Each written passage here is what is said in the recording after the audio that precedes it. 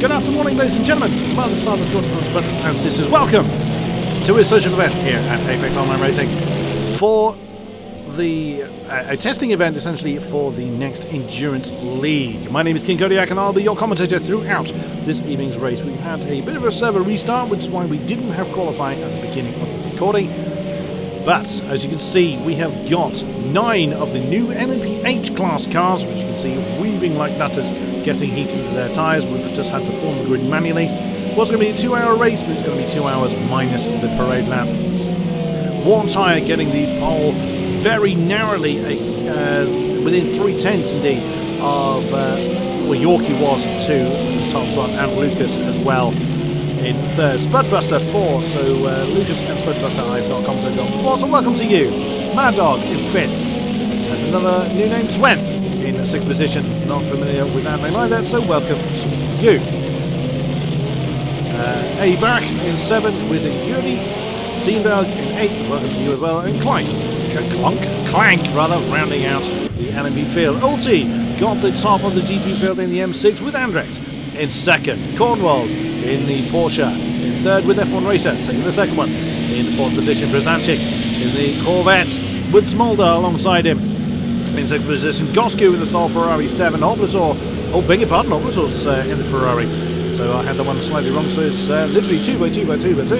And DPW in the Porsche. And Nosy Guy's actually changed. He wasn't a Ford when he qualified, but it doesn't really matter. It's a test race. He's allowed to do so. So jumping back up to the front then, the lead of the LMPs will floor it. That is, of course, one tyre, as you can see. And because we had to restart, my race feed will work properly.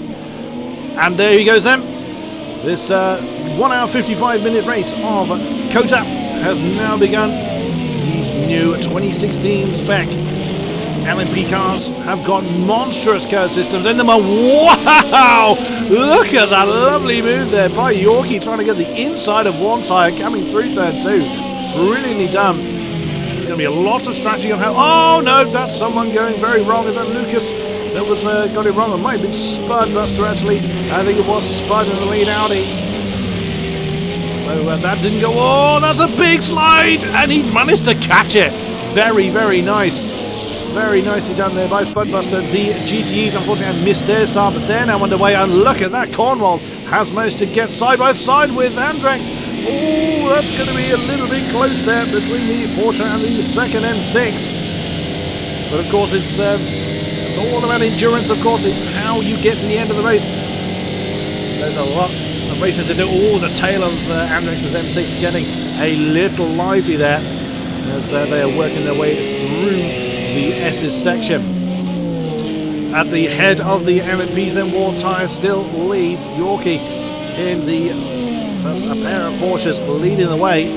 Spud's fallen off the back of Lucas a little bit in his Audi, with Mad Dog in very short succession. Bach has made a move on Yuri. That's taken 8th position. That's Clank. That's got Swen as well. So a fair bit of jostling for position going on there, but looking at the GT field, they're still fairly condensed. You can probably see front to back from Nosy Guy's Ferrari. And oh, wow-wee, that's a very late move, a big impact there. That's Gosku and TPW that's come together. A huge impact between the toes. Oblator, I beg your pardon. And at TPW, there's no damage. There's no body damage on these races.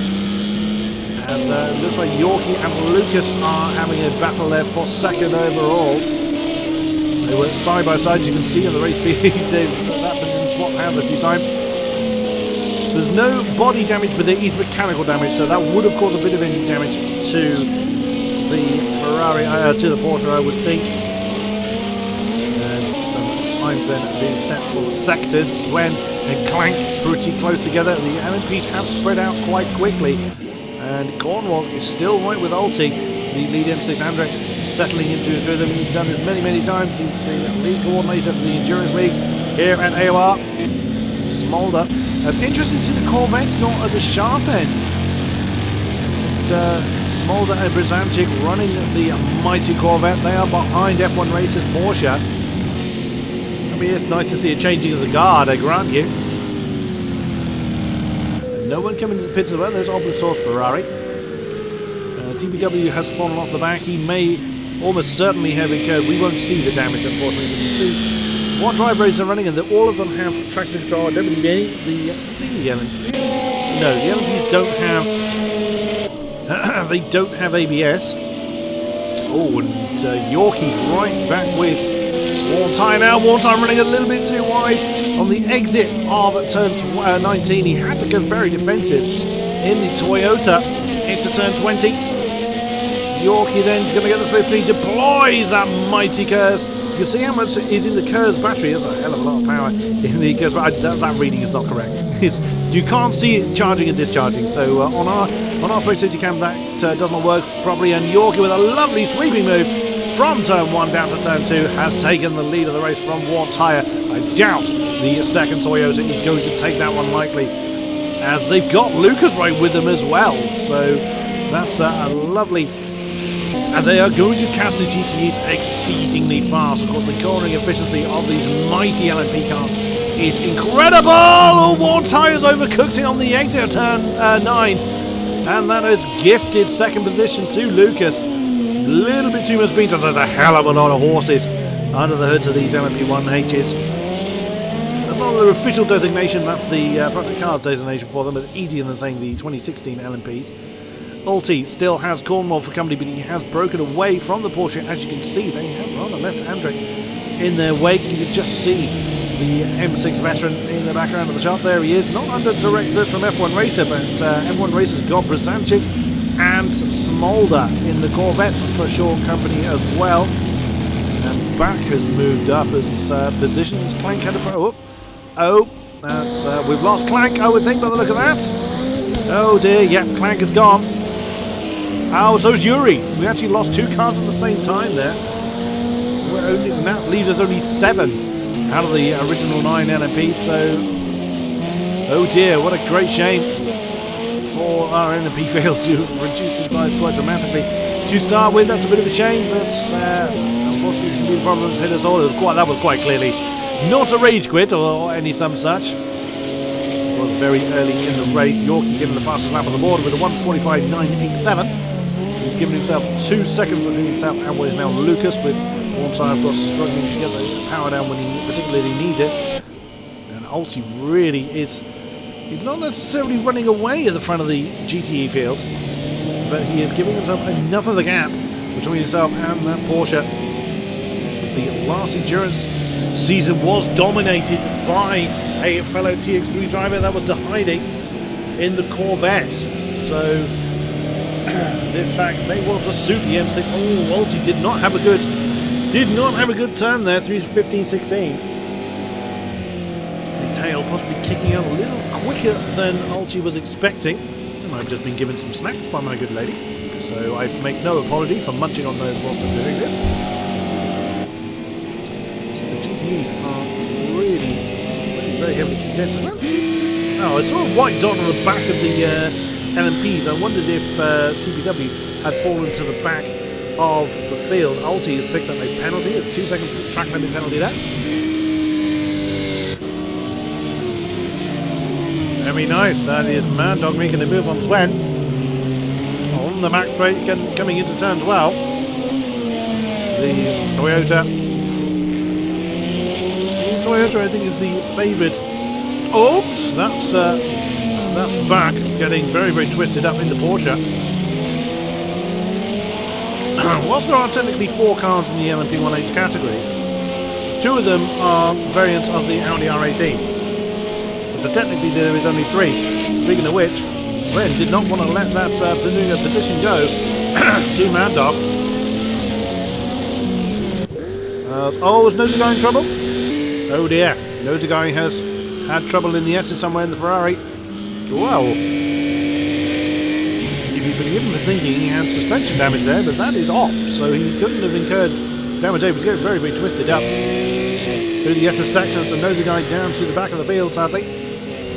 Oh, Andrex is getting close to Cornwall. Long, long way to go then. Yeah, as mentioning, we actually have all 3 all 3 cars of the LMP field represented in this battle here. This is a battle for 5th position between Mad Dog, Sven and ABAC. ABAC is in the Porsche, Sven in the Audi, and Mad Dog in the Toyota. As the LMP fields are now catching up to the GTEs. Didn't think it would take them long to do. As you can see on the race feed who's getting blue flagged. The GTEs do not have to deviate from their course. It is up to the LMP cars to find their way past the GTEs. It's not advised for the GTEs to actually jump out of the way unless it is really, really safe to do so. For instance, on that back straight, the LMPs have such a pace and cornering advantage that it's decided that it is up to them to figure their own way past, and if they stay on their course, it's much easier for that move to be planned by the LMPs. And Lucas is in already, so he may well have suffered some engine damage. That's the second in the race. As of course, Warm Tyres moved up, so I can't imagine he's needing any particular servicing done to the car. Tyres, I don't know actually if the tyres will last. The fuel's only one. He's taken on some more fuel. He started light. It's gone up to 34 litres, so now he's having engine repairs done. So he will be in there a while, I suspect. Yorkie then. So now a 7.8 second lead from Warm Tyre as he is working his way through the GTE field. That is that Cornwall he's catching up to? Nope. But Andrex has caught up to Cornwall though. That's the view. Technically, that's the view from Andrex's M6. He has got the charging. Actually, if you go on board with Yorkie, you'll see them.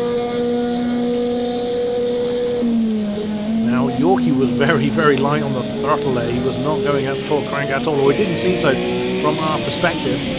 So this is second and third in the GTE battle. That's going to be a little awkward for Yorkie. The GTEs can mind their own business. They do not have to get out of the way. And it would be very unwise for someone to jump out of the way through this really technical section. But Yorkie's got to plan it right. He can't just barge his way through. Oh, see, that was not the wisest way of doing it. The M6 is understeered off through no fault of Andrex. And that's actually holding up the race leader. That's not at all Andrex's fault. Yorkie was a little bit optimistic on trying an outside move there through 16-17. Through 16 through to 18, but you've got to think that cost Yorkie an incredible amount of time. So you can see why he went for the move. There you go. It cost him 6 seconds on his previous best. So you can understand why he thought to do it, but he should have really stayed there until such time as it was safe for him to make the move. And he's gone past Alti, the leader of the GTE pack, without too much of a bother. And you can see in the background the Porsche and the BMW still very soft. Oh, that's Alti! Oh, Alti spun and he's had impact with someone. One of the LMP2s was at Warm Tyre. I think Warm Tyre's actually inadvertently hit Alti in the M6. Oh no! What a shame. He came a cropper in. There didn't appear to be impact there. That's dropped Alti all the way down to 7th.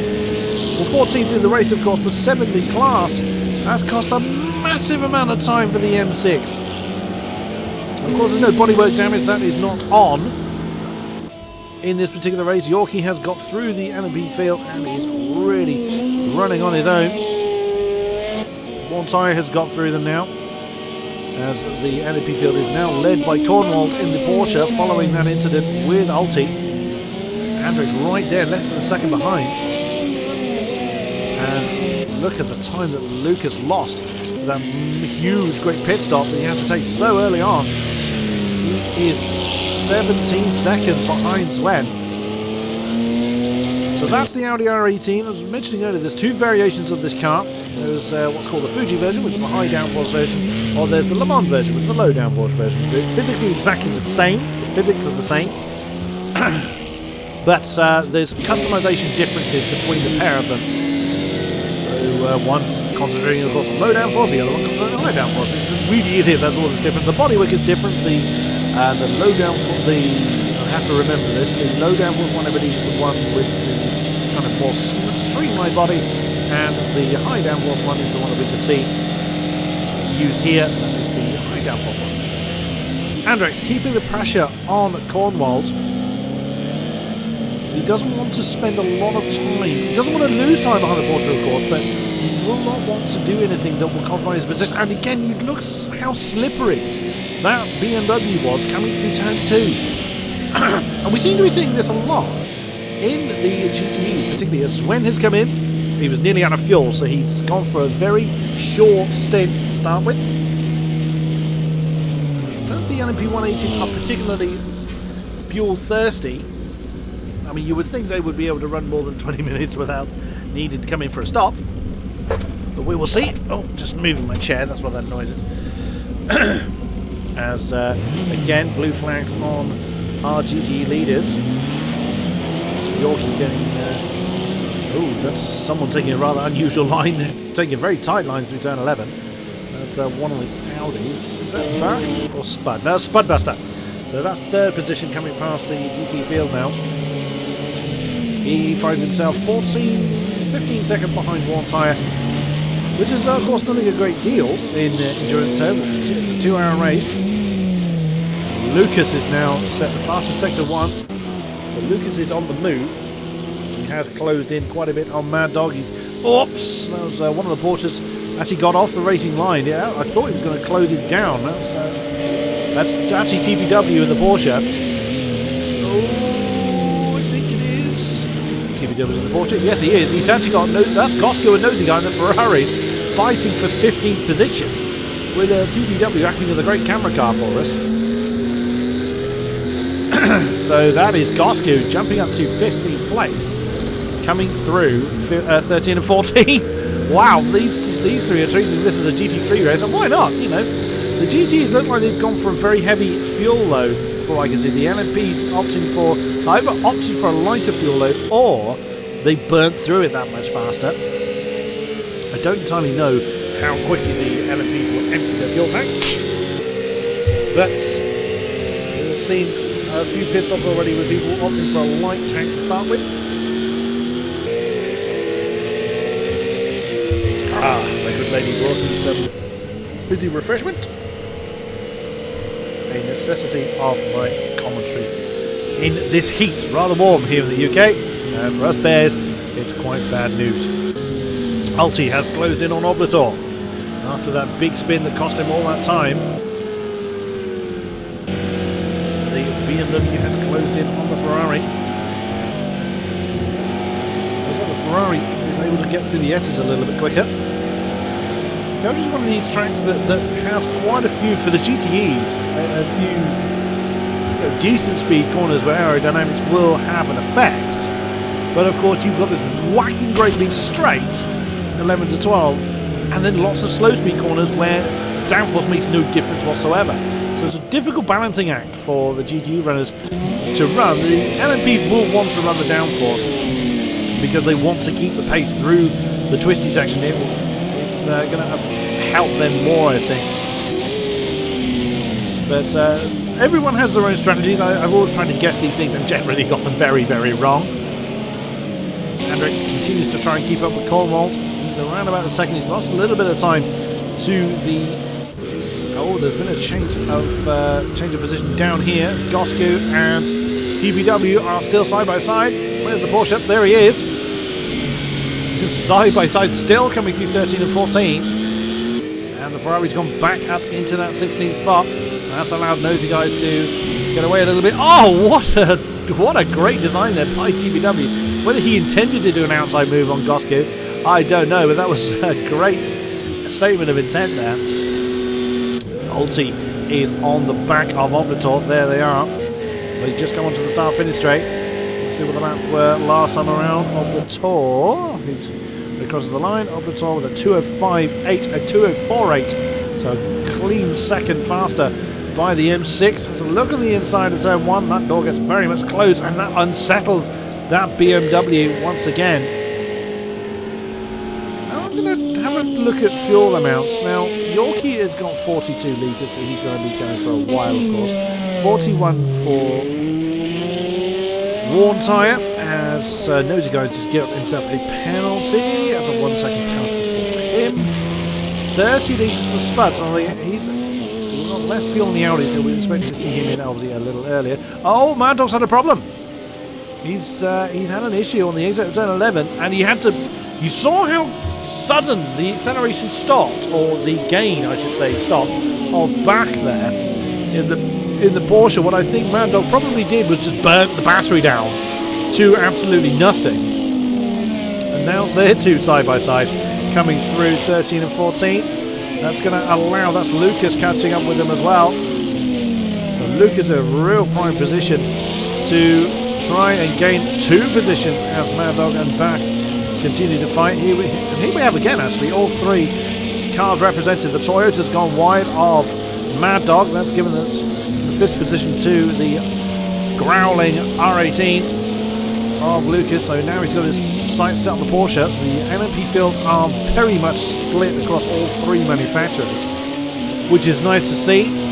All 3 of them getting representation, all of them being shaken down, really. This is a test race, after all, for seeing if the LMP1Hs can be used in, or how well they would race against the GTEs for next season's Endurance League. Andrex is still very, very close to Cornwald. It's within half a second now. There is the Porsche. As darkness begins to descend, I believe we do have time progression here. So, interesting to see. Andrex got very, very close to Cornwald. Side by side. Oh no, the Porsche just managing to get in front of the M6 there. There was a bit of a passing going on back in. Oh, that was back in Mad Dog that we saw earlier. Lucas has actually lost that spot back to Mad Dog. So Lucas did get ahead of them, but was not able to hold the position. As still the M6 of Andrex is pressing on for that GTE lead. Got very, very close to the Porsche, but not quite ahead. And Mad Dog's moved up to 4th again, so these 3 still battling hard. And there we go, the Toyota's jumping on the inside of the Porsche. Lucas holding on to the back of them as well.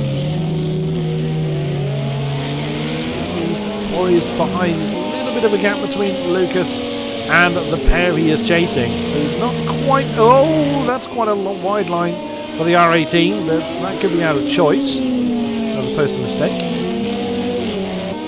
Oh, that, however, would be a mistake. Just running that wide on the 8 out of 19. That's not going to do you any favours. That's not a good run through 20 for back. Oh dear.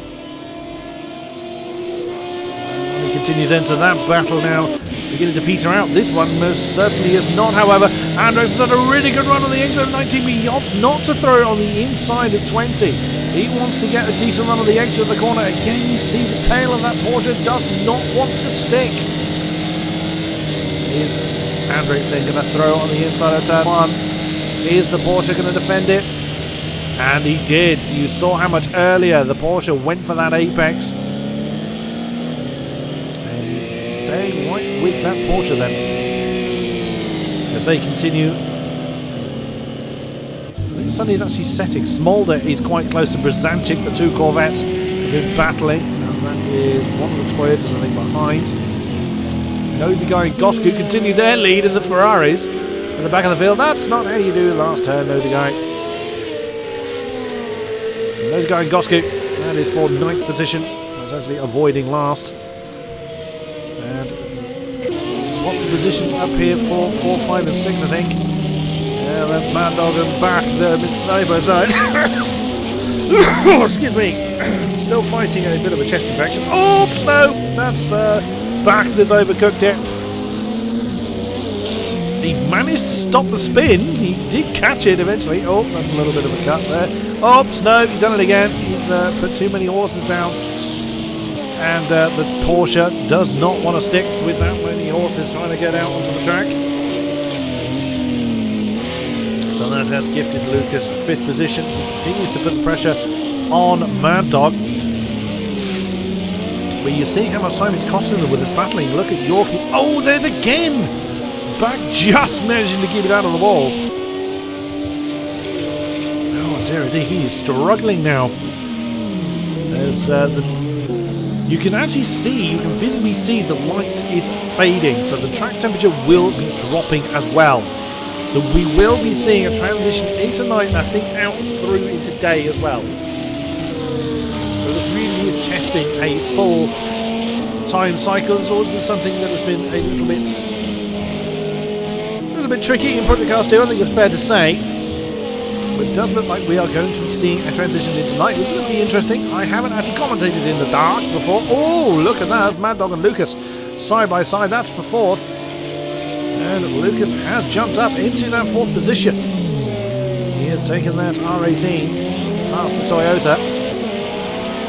And now back is on the case of Mad Dog. Now, the big challenge for the LMPs is how they deploy that monstrous KERS they've got. As Waltire now gets himself a penalty. 1 second for him. 1 second for Brzancic. 3 now for Ulti. And 1 for Nosy Guy. Has back got a bit of a tank slapper on. Oh, that's very wide. And again, back must be getting very, very frustrated with that Porsche. Toyota really keeping the pressure on the Audi though. This is all a battle for fourth place. And we are only a quarter of the way through the race. You have to remember, these guys are racers, they will always want to race, but you've got to bear in mind how much. Oh, that's very wide there for Mad Dog on the exit of 19. And the amount of time that this kind of battling is going to cost them, is it worth having this battle? Or do you feel that you need to get ahead of the guy ahead of you? I mean, natural racing instinct will tell you that, but you've got to weigh up the pros and cons. When you've got the 2-hour race, whether it's a 2-hour race or 24-hour race, or the bigger the race, the more you have to consider it. If we were in the dying stage of the race, sure, throw caution to the wind and try these passing moves. As Mad Dog has had a pretty bad run through the S's and given Lucas a couple of seconds gap now, so as a big old bit of breathing space then for the Audi again. That is back losing the tail. So whether he's trying to use the KERS at inappropriate times, and these are manually deployed, so it's not a case of if they floor it too much, the KERS will go off. And that's how monstrous the KERS is. You saw how quickly back just took off from the exit of turn 11, and that is how you use the KERS in return. This is exactly what the LMP drivers have got to bear in mind. Do you use it on the exit of a turn, or to attack someone, or do you use it during the straight to defend with, or counter-attack with, etc., etc.? So it's not a case of I have a big turbo battery, I'm just going to fire it off. It's all about how you use it. Back used it to great effect on the exit of turn 11, and Mad Dog then just returned fire on that back straight. Because even at the top end of the speed range, it still kicks an incredible amount of power out. Oops, back running a little wide.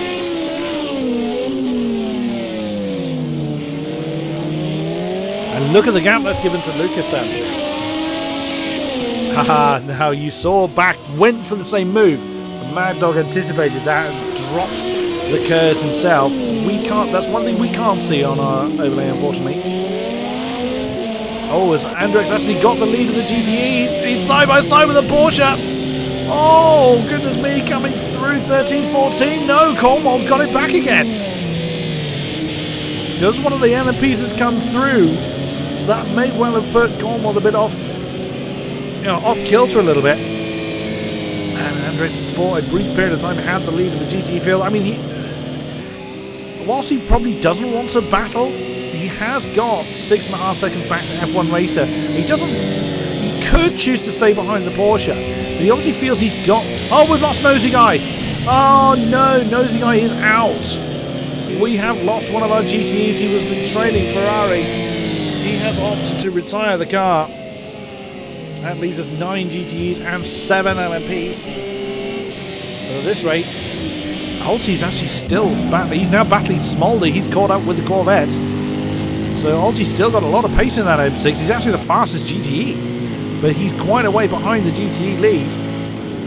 Of course, due to that big spin he had, that was quite a few laps ago. The weather forecast is due to be cloudy throughout. Oh, what a move by Andrex with the GTE lead. Stuck it on the inside on the exit of turn 9. What a move. I beg your pardon, turn 7. Wow, that was absolutely superb.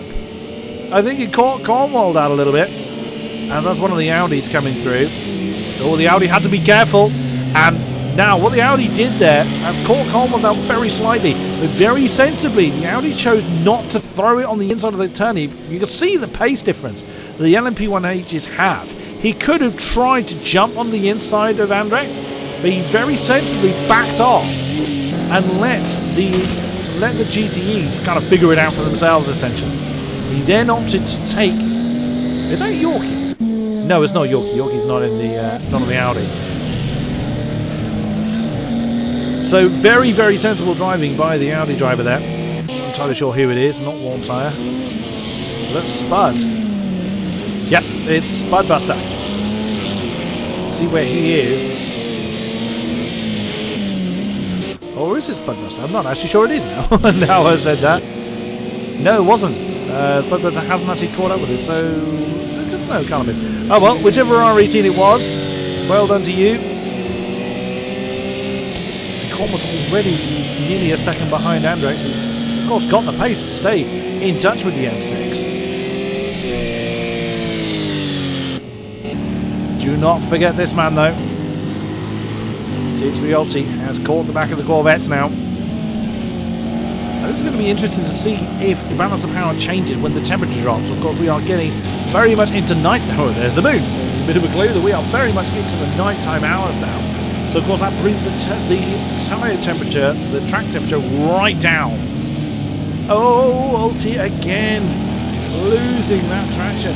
It could indeed go against the M6s for all we know, or the Corvettes. I don't profess to be an expert in that particular mechanic of the game. It's more down to setup and driver style as to how you will take the lower tyre temperatures, the lower track temperatures, where the grip is, where the grip goes. Oh, that's really close by Ulti on Smolder. Coming through the last few turns of the S's. That's through turn 9 now into turn 10. Corvette looks a lot more settled than the M6 does. I did wonder whether Ulti was going to throw it on the inside of turn 11, which he opted not to do, staying in the slipstream of the Corvette now. Corvette had quite a good exit from that turn. Of course, Brzanczyk is the next car down the road. He's not too far ahead. There is the next Corvette. That's actually F1 Racer you've just seen go around the corner as well. So these guys do look like, looking at the last lap times at least, this pack of 3 here, all in the 205s. F1 Racer was 207. So whether that's just a one-off mistake or whether that's where his pace lies, he is being caught by this pack of 3. Well, I think it's fair to say the M6 is trying his best to get past them. It does look like the M6 has the pace, but doesn't yet have the opportunity. There is Bach, who is still battling Mad Dog. They've been at it for a while now. But looking at the last lap time, Lucas was 5 seconds faster than these two. That's how much time this battle is costing them. And again, the tail of that Toyota twitching away. That's actually... Is that Yorkie coming up? It is. That's race leader Yorkie coming up behind them. So Yorkie is up to lap A-Bach and Mad Dog. Now, unlike the LMP's lapping the GTEs, oh, Smolder and Utius swap position. Oh, I just noticed that particular swap happened for 6th in class, 12th overall. Now Bach does have to obey the blue flag for Yorkie, and there he goes. You've seen he's backed off. If it is your own class, you must back out and get out of the way. Generally, that sort of thing is announced on Discord. Now, I would imagine Yorkie will stay in position. He won't want to try and force a pass through the twisties as they're catching one of the Ferraris. That's probably Gosku. No, that's not Gosku at all. Oblator? Yep, that's Oblator they've caught up with. So you can see Yorkie's just biding his time. He'll want to probably do it now. There he goes, yep. He's going to take the pair of them before he gets to turn 11. Very nicely done. And of course then Mad Dog then just slips around the Ferrari. And yeah, back has actually lost the back of Mad Dog as well. Smolder is still right with the Ulti. There is the M6, there's the Corvette. So Ulti has again started to deploy his extra pace. He's now looking at Brzancic. Just seeing go out the left of the shot. There he is. And not too far up the road is F1 Race. You can see on the map, they're coming through 17-18 now. And the next white dot down the road is not that far ahead. It's F1 Racer. Although it was about 3/10 quicker than Brzancic last time around. We are very much into the early hours of the night now. Oops. Ideal line there from Ulti. He does have Smolder about just over a second behind him, so a mistake could be costly. Does look like the GTEs are going to pit for fuel on a very similar time, because they all are running a similar amount of fuel, interestingly. But this, I think, is a good opportunity as ever to run through where everybody is, as we are on lap 21. Yorkie has led the race from very early on. Started in second place and leads Worn Tyre by 26 seconds now. Although, interestingly, Worn Tyre did gain a couple of seconds on Yorkie, but that I have no doubt is due to traffic. As Yorkie then on the back of the yellow Corvette. That's the battle we've just been looking at, actually. That's Smolder, he's just gone past. And there is Ulti and Brzancic. He's catching up to now as they come through turn 11. Oh, what a move then by the M6. And Yorkie's going to fly in between the pair of them. Very nicely done. Ah, that's why Ulti jumped over to the left. He wanted to make it very clear very early. That's what was his intention. Why is he going to have a dive on the inside of 12? No, he opts not to make that particular move for 4th in class. Oh, Yorkie didn't have a good run through that corner. But continues nonetheless. Oh, and Smolder behind's got company as well. Yorkie has lapped everybody up to 4th, I think. Where's Lucas? Yeah, Lucas has just crossed the start-finish straight. Worn Tyre catching up to one of the Porsches. Flies on the inside of them. Into the final turn and continues on his merry way. Just under 26 seconds then ahead of Worn Tyre. Of course, has just had that traffic to fight through, which Worn Tyre himself has to fight through. Worn Tyre in second. 26 seconds behind Yorkie, 30 ahead of Spudbuster. That gets very, very dark along that section of the circuit. As we are 40 minutes in to this 120-minute race. Looks like for our drivers, it's certainly boiling hot in my commentary booth. I think my fan is just turbocharging warm air into my face, but there we go. That's what we have to deal with. In 4th then is Lucas. That's the camera just pointing towards the floor. That's not particularly helpful. I know it's dark, but these things do have very, very good lights. In the Audi, he leads Mad Dog by 28 seconds, who has had back on his case for a while, but has managed to break free of him now. There is back in the Porsche in 6th position with Sven, 35 seconds down the road. His R18 is last in class. On Andrex, veteran of the endurance scene, currently leads the GTE field in the M6 over Cornwald in the Porsche. F1 Racer is 7.6 down the road in the next Porsche in line. He's himself got one of the LMPs coming up behind him. Ulti now up to 4th. He has managed to get past the Corvette of Brzancic. And Smolder is not far behind either, so those two Corvettes still, they've been in that battle pretty much all race long. Oblator in one of the only 2 Ferraris remaining. TBW in his Porsche. He's very lonely back there. And Gosco at the back of the field in his Ferrari on that back straight. That's what it looks like from Smolder. Lap times still in favour of our leaders. Yorkie with a 1:46.9, still lapping quicker than anybody else. Andrex with a 2:03, the lead of the GTE field. No one anywhere near his lap time. Wow, that was a brave move on the outside of turn 2. Oops, that nearly went bad on the back end of Brzanczyk there. Oh, camera's lost slightly. Of course, the LMP2s have the LMP2s. Well, the LMP2s do have the grip to do that. That's not what we're running.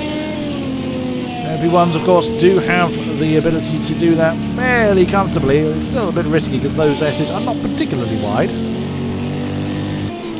You know, if the GTEs understeer off, it'll be the LMP that will be the innocent victim of that. Yorkie did prove that with Andrex a few laps back.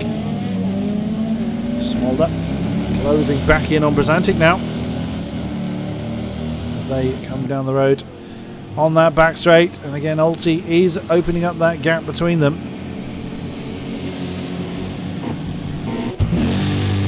That's the view from the yellow Corvette. I was saying before, it's very tempting to race harder than you should. Those fans of endurance racing know how important strategy is. The GTEs are nowhere near the scheduled pit stop yet. 45.9 by Yorkie last time around.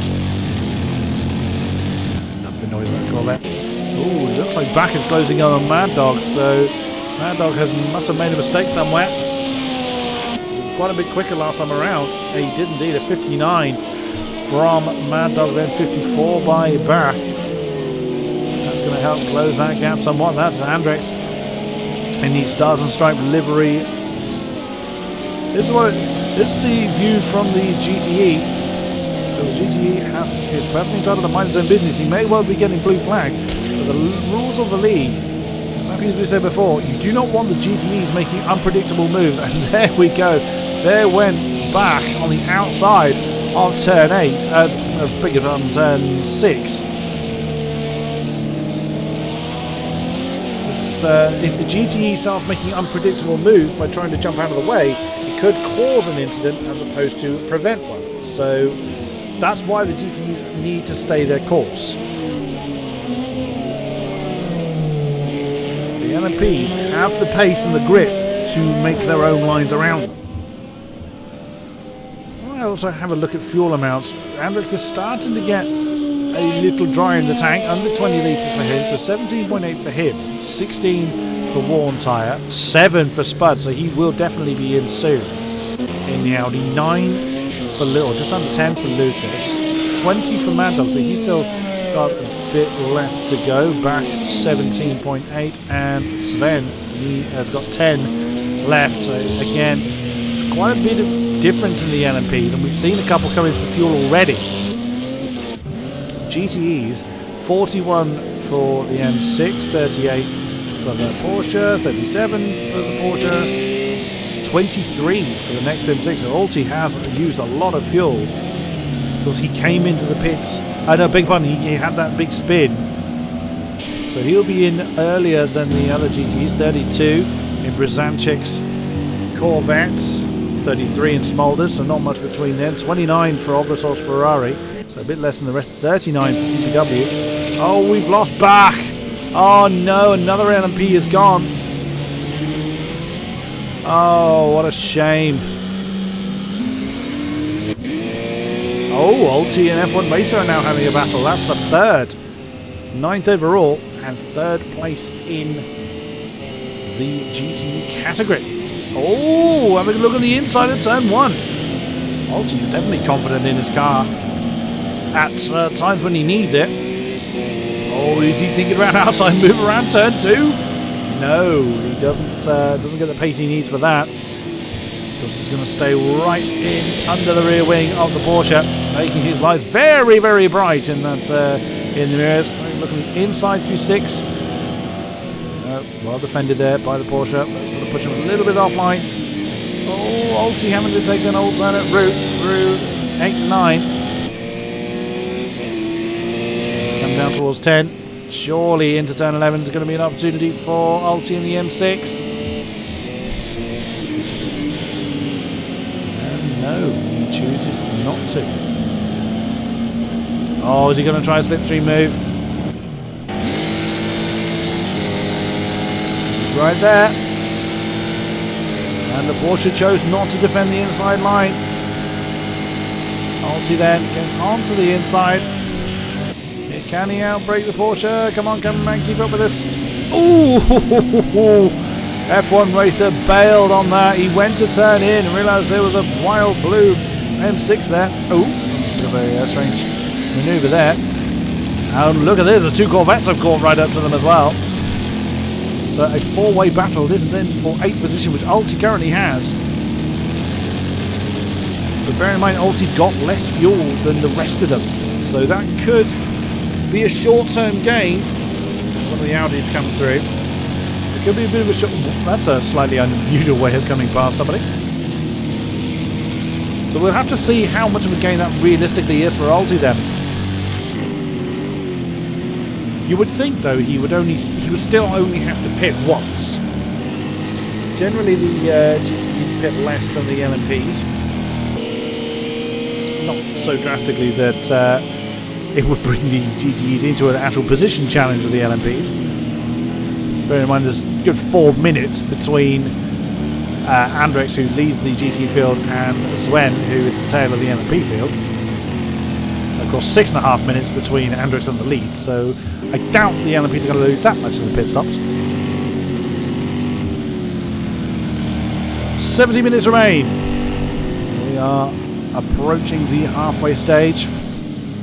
We've lost quite a few of our starting grid. The LMPs only down to 5 cars now. GTEs still with 9 in their field. Here's what I tend to find when I commentate on endurance racing for AOR. It tends to be the GTEs is where the racing action lies. Alti is already 2.5 seconds ahead of F1 Racer in the M6. There is F1 Racer on that back straight in the Porsche. And you can see the amount of light coming off of the Corvettes. That's again the view from Smolder, who's actually quite a lot of camera car. The Audi's coming past. Oh, he braked very early then, which is interesting. Didn't want to clunk into the Corvettes, which I don't blame him. It's quite a big car to clunk into. Although primarily made of plastic. Well, the road car, isn't it? Well, the Audi's stuck in a really awkward position. He's right behind the GTE through 13 and 14. And then opts to do the pass on that very short straight between 16 and 17. Very wise. No problem there at all. Aha! We have a LMP in. It is Spud. He's opted to turn his lights off, interestingly. But that's just how it looks to us. Now, it's going to be, I want to see how much fuel it takes on just 21 litres. That is not going to be enough to see him through to the end of the race. At least I think it would. Oh no, now up to 39. That's a little bit more like it. Yorkie's just done the fastest lap, 1:45.201. So he has actually lapped... Oh no, he hasn't quite... Oh, he has! He's actually lapped the entire field. Oh no, big about Lucas is the only one he hasn't actually put a lap on. Oh, he's stuck in the middle of that Corvette battle. That's Smolder and Brzezinski we were looking at. He's gone past them, and that is then F1 Racer. On the back of. On board then with Yorkie. So he's got through, and he's got the next pack of cars, which is F1 Racer, Alti, and I think it's Lucas. Spud still in the pits. That was a long pit stop by Spud, as he's now come out in 4th position. He lost a good minute in the pits there.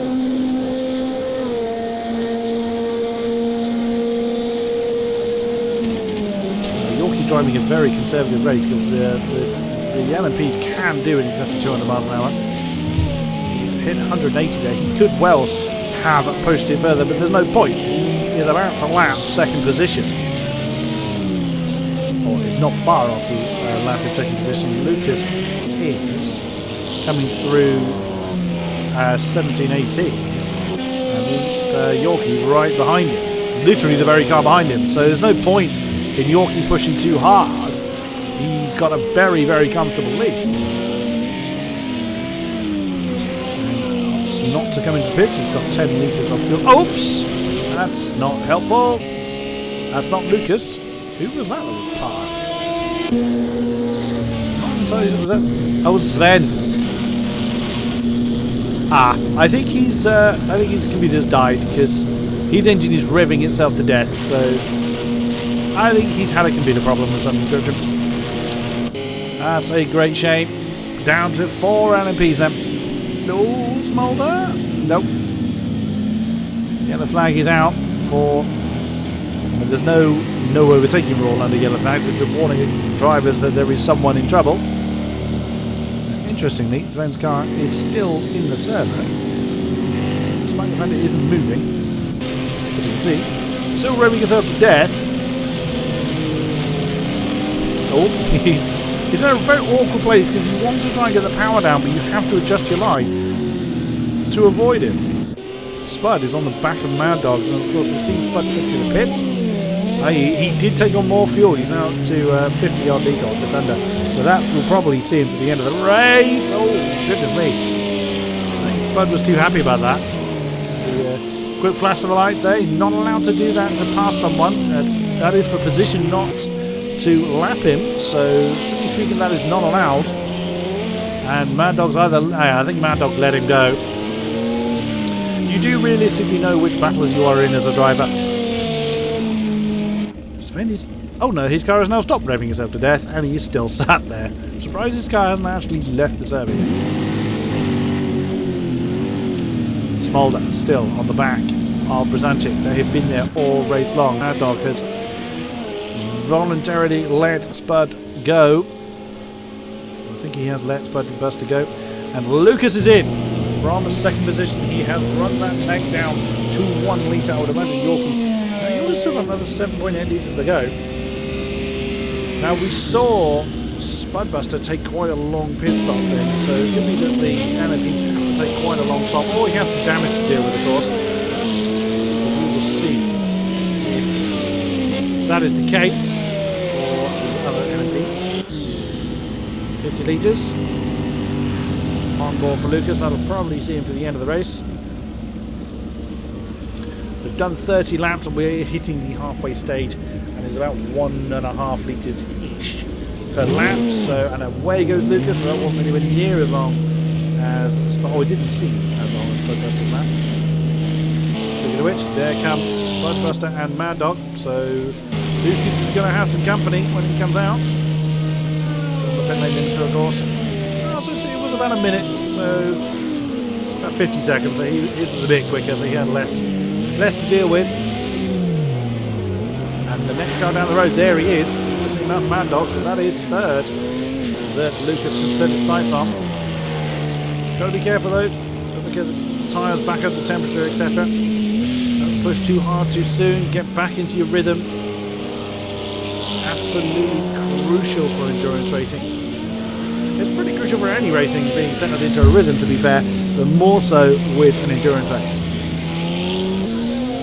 Let's check in with everybody then. Yorkie continues to lead. He's lapped the entire field. He's lapped the entire field at least once.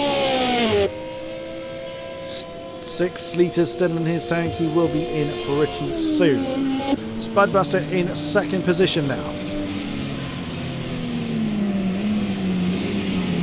Is in the Audi, Yorkie in the Toyota. Mad Dog in the Toyota as well. He's already looking to set his personal best by 4/10 of a second. Very nicely done, really starting to press on. He still has to come in the pits though. He has less than 10 litres to go. That certainly won't see him through another 63 minutes of racing. Sven is running again, although has just gone off the road. So whatever technical problem Sven had, he has now managed to resolve it. He is nearly out of fuel himself. So into the pits comes Sven from 5th and final position of the LMP field. Lost a tremendous amount of time with that technical issue. But at least the Audi is still pressing on. Andrex continues to lead the GTE field. He has 25 litres of fuel and leads by 6.7 seconds. So he has just ever so slowly built that lead up over time. There is Cornwall in the aforementioned Porsche. 22.8 litres of fuel still on his car. None of the GTEs have been in for fuel yet, and this is why, because they have got huge fuel tanks on them. There is the M6 of Yulti was leading the way. He's our pole sitter for the GTE field. Had a spin early on. He's the fastest GTE out there. He has got another 12 seconds, give or take, between himself and the class lead. So he really has been pressing on, but has only 4 litres of fuel remaining, so he will be in within the next few laps. F1 Racer in 4th place in the Porsche is behind Ulti by 8.3, ahead of Brzezinski by 2.5, with 21 litres still to go in the Porsche. There is Brzezinski. He has, wow, one of the LMPs going in very, very fricky. Was that Lucas? It was indeed, yes. Lucas actually fighting for position with Mad Dog, that's for 3rd. But the Corvettes have finally been split apart. Oh, goodness me, Lucas again getting very, very twitchy in the Audi. I don't think we have any Porsches left. LMP field, I've just realised. It's a bit of a shame. Ulti is in. Did think he'd be in soon. So after a great recovery drive in the M6, has brought his car in. Now it's going to be interesting to see how much fuel he takes on. Now, the GTEs can take nearly twice as much fuel as the LMPs. But it's going to be a case of how much fuel does he need to take on. This is exactly halfway in the race now. Oh, Sven is in trouble. Of course, Sven's just had his pit stop, hasn't he? So he's now back on the road. Oh no, he is in trouble. He is in trouble. He is up the side of the road. So again, looking to try and get going again. Whatever problem Sven's been having has struck once more. I think it's fair to say that that is a technical problem and not anything else. Ulti still there. He's actually taken 100 litres. So he obviously feels the need to completely tank the car. Could be the GTEs need 2 litres a lap, but even that would only be 66 litres. But nevertheless, he has got 100 in that M6. And may well have a fair bit of engine damage. There he goes. That will put him right the way down towards the back of the GTEs. Now back on the road, Gosku is a full lap behind, so no danger position-wise. Oh no, big button, that is Gosku. Was the timing was showing that Gosku with 146 behind, that was before pit stop. So Gosku right on the tail of Ulti, because Gosku has got to come in himself. There was a change of position up here for 3rd, I think it was where Mad Dog and Lucas were battling. Getting a blue flag again. And Sven is running again. I'll give him his due. He is determined to see the race through. He, of course, is now actually position-wise behind the GTEs. Not ideal for him. It's fair to say this is a race he'd rather forget. We are over halfway in the race now. Oh, crikey, Yorkie, you are cutting that fine. Less than a litre of fuel, but he is just coming up to the pit entry. There he goes. Wow, he left that pit entry very late. 0.6 of a litre. Wow, that. But then he has got a lap and a half on everybody else, so he could afford to take the risk, you could argue. But if he ran out of fuel, and it has happened, it'll be interesting to see how much fuel he takes on. 30 litres. And that's probably where he needs to be, under the 50 litre mark. Where is Spudbuster? Spud has already been through. He's got 40 litres left. He is through 14, 15, 16. Of course, he's not on the same lap as Yorkie is. I think he will remain lapped. Of course, these timings go a little bit cuckoo when the leader is in the pits. There goes Yorkie. Where's Spuddy? No, he won't unlap himself. Oh, yes, he will. Beg your pardon. Because Yorkie's still got a way to go before he gets off the pit lane limiter. That's fairly irrelevant, because I think it's fair to say he will get back up to pace pretty quick. And there he goes. Here comes Spud. There's Spudbuster. Ooh, steady. Battle for third position. It's Lucas in the Audi, Mad Dog on the Toyota. We've just seen Andrex and the leader of the GTEs go through the shops. Lucas, 42 litres on his car. Mad Dog with only 3. So Mad Dog may opt to let Lucas go. Oh, is that Spud in trouble? Weaving the car a lot was a little interesting. Not sure what that's for. I thought I saw a stationary dot on the map. May not have quite been stationary, but he is continuing nonetheless. Lucas is still nailed to the back of Mad Dog. I wouldn't be at all surprised if Mad Dog let it go, but hey, he chooses not to. Lucas probably burnt the battery out. Oblator has got his name on the penalty board now. 31 seconds by Gosku. Impressive. Oblator gets a 1 second Shankman penalty. There won't be any steward inquiries from this race as it is a social. Of course, there is no league involved in this yet, but that is what this race is for. It is testing how well the LMPs are playing with the GTEs. See if they are a realistic choice to have running alongside the GTEs. Oh wow, Lucas! That's you were committed to that, my friend. And Mad Dog has chosen to continue, interestingly. Perfectly entitled to. Perfectly entitled to race. Now, Lucas will probably not be aware of how much fuel Mad Dog still has. He's well within his right to battle for the position, as that, I suspect, is Gosku's Ferrari. Yes, it is. 2 Ferraris remaining in the race. I think Oblator's the other one. Yep, it certainly is.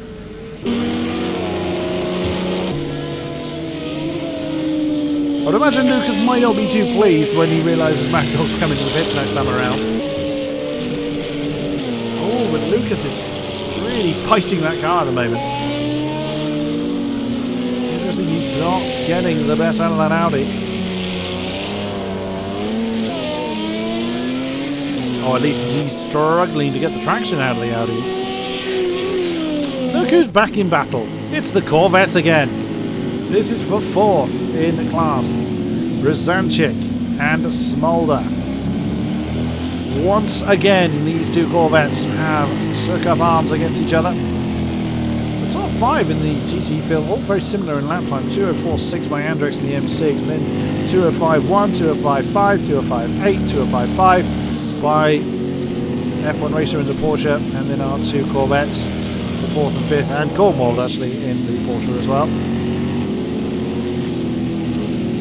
It does definitely seem to be a day of 2:03.3 by Alti, who has got a full tank on him. Here's one of the Audis. Wow, Alti is really getting the hammer down now. Really wants that lead back. That's fabulous pace by the GTE pole sitter. But this is going to be interesting to see how much fuel the rest of the GTEs put in, because they don't need to have a full tank. Oh, Sven is making a move on someone. There we go. Of course, he's coming past GTE's full position, as Mad Dog has brought his car in with 0.3 of a litre left. We thought Yorkie timed it close. Well, well, well. From 3rd, Mad Dog brings his car in. Of course, GTEs have been demoted, or these 2 GTEs have been Oh no, big pardon. I was just looking down at the race feed and seeing that these two have moved up position. Cornwald is in as well. Now, interesting, he's come in with 10 litres still of fuel left. Yeah, an interesting move there by second place Cornwald. It wasn't in battle with Andrex, it was a bit of a distance behind. So that's an interesting decision. Now, I want to see, as that we can hear Mandel going away, with Zanchik and Smolder coming in at the same time. Now, what does 4.8 litres of fuel for the black Corvette and 6.2 for the yellow? Now, I want to see, well, if I can get the right car when I need to, I want to see how now 95 litres for Cornwald, slightly less than Alton. Oblator is in as well, so I did say that the GTEs would pit at a very similar time, and they have indeed. Now, Cornwald is underway. He took on 95 litres.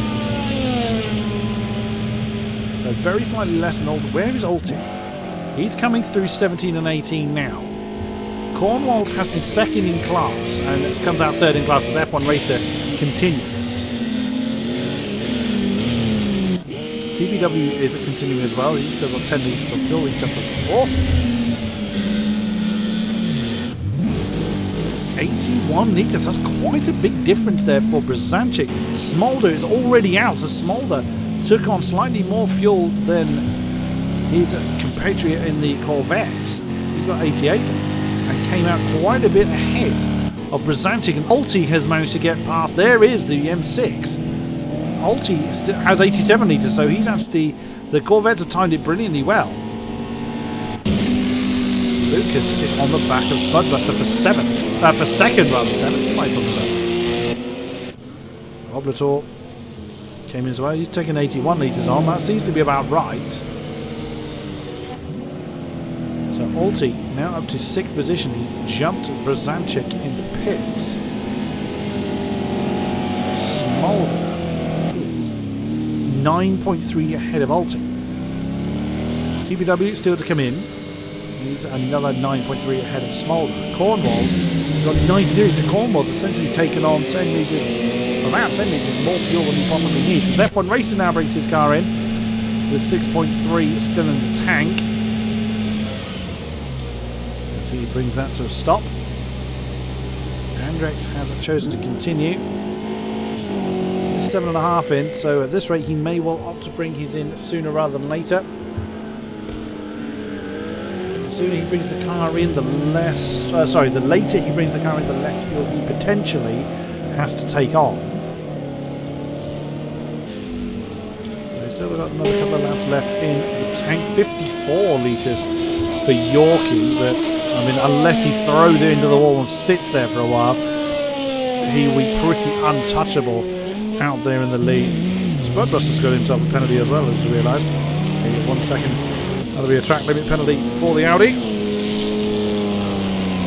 He's a full lap down from Yorkie, but he's only a couple of seconds ahead of Lucas, so we do have a battle here for second place. The F1 racer is underway. He took on 86 litres. This is about what the rest of the GTEs that came in at the same time have also taken on. Meaningful camera. There is Lucas chasing Spudbuster. He gained 2.2 seconds last lap, so 34 litres in the Audi, in the second Audi, and 30 litres in the lead one. And no particular gain there as Gosku has come in again. He had 0.8 litres in his tank, so maybe he didn't take on fuel last time around. That race is unravelling somewhat for Gosku. Stick with his battle for second position. Oh! And there was this battle for second position. Spudbuster either made a mistake or let Lucas go through the twisties between 13 and 16. Another fastest lap for Yorkie, and that's post pit stop, so that's with fuel on board. 1:45.0. Stunning effort by our race leader in the Toyota. Absolutely no one's been anywhere near that kind of pace all race long. Budbuster, can he keep up with Lucas? Is he going to be able to try and do anything against his fellow Audi? There is Mad Dog right behind one of the Ferraris. That is, of course, in the Toyota, same as our race leader. So 3 Audis and 2 Toyotas remain in the LMP field. M6 of Andrex now down to 3.7 litres. He really is leaving that late. I would suspect there's only one more lap at best in that car if he chooses not to come in this time. An M6 was on pole, and an M6 currently leads the way in the GTE field. He's not afraid to get the tail out on that particular car. 2:04.7 last time around, but Ulti's still getting in the 2:03s, 2:03.8 for the pole sitter. 2:04.6 is the lap he's just set, so that's still a 10th quicker than Andrex, but of course Andrex does have to bring that M6 in any minute, and he's choosing now to do it. So he ran the tank a little bit more dry, as that is Sven that's just come past. There's a minute between Andrex and Cornwall, but that's about the pit lane loss. So this is going to be interesting to see where Andrex filters out compared to Cornwall. Where is Cornwall in the Porsche? He's on that back straight, not long past turn 11. So keep an eye on that white dot coming down that back straight. That is Cornwall, and we will see where he filters out. I also want to see how much fuel Andrex takes on. So we're looking around about 80 odd litres, probably a little bit less than that, as the guys that pitted before him were taking on around 86. That was a couple of laps ago.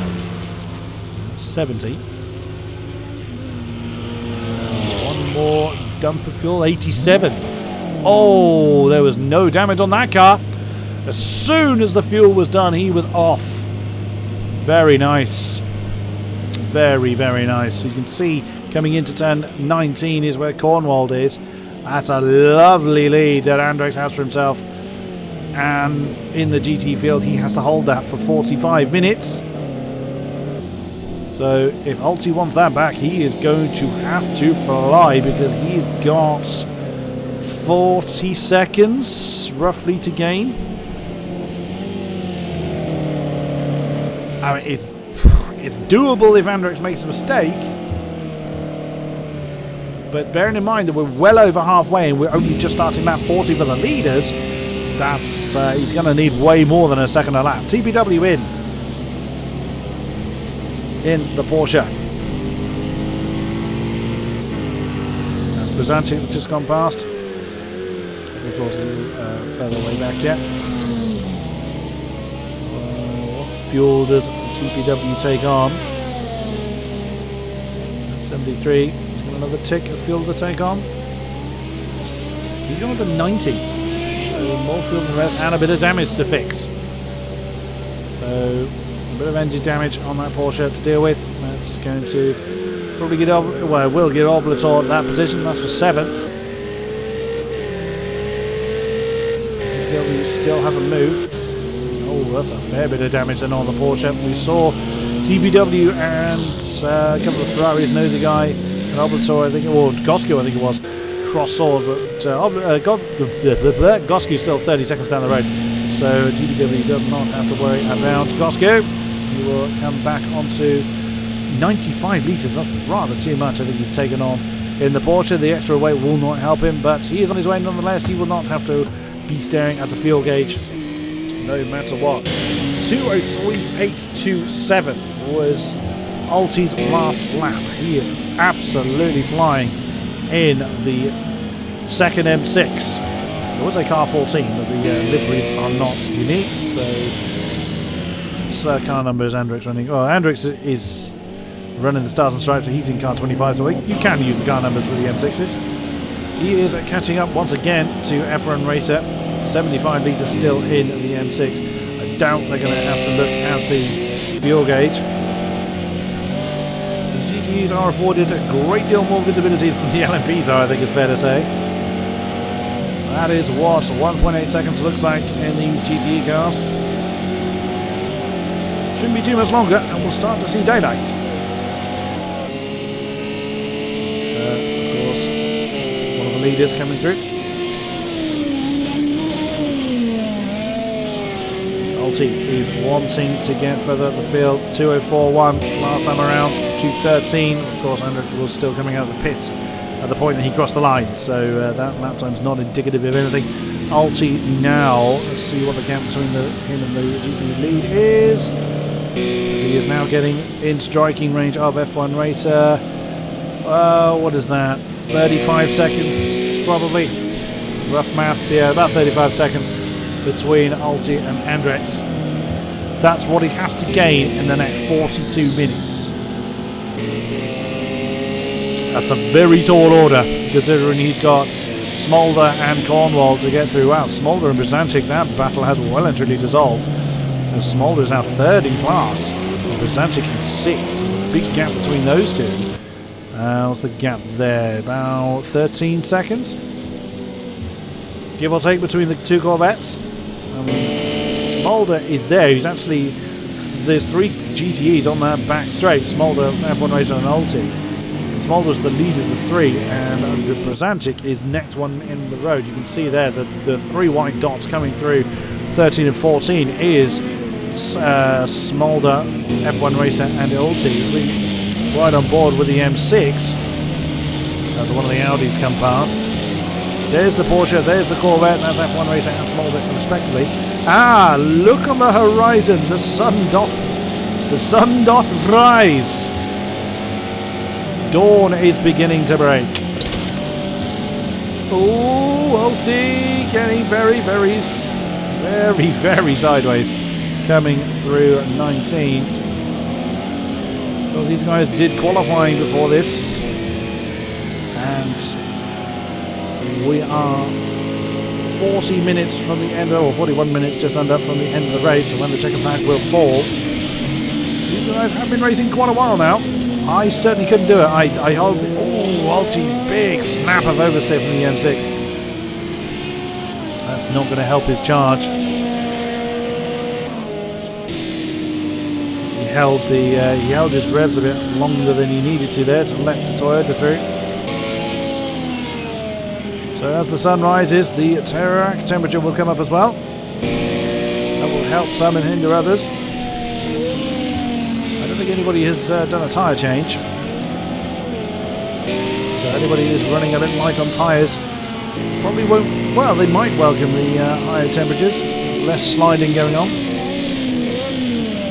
We have a battle brewing. This is for third in class.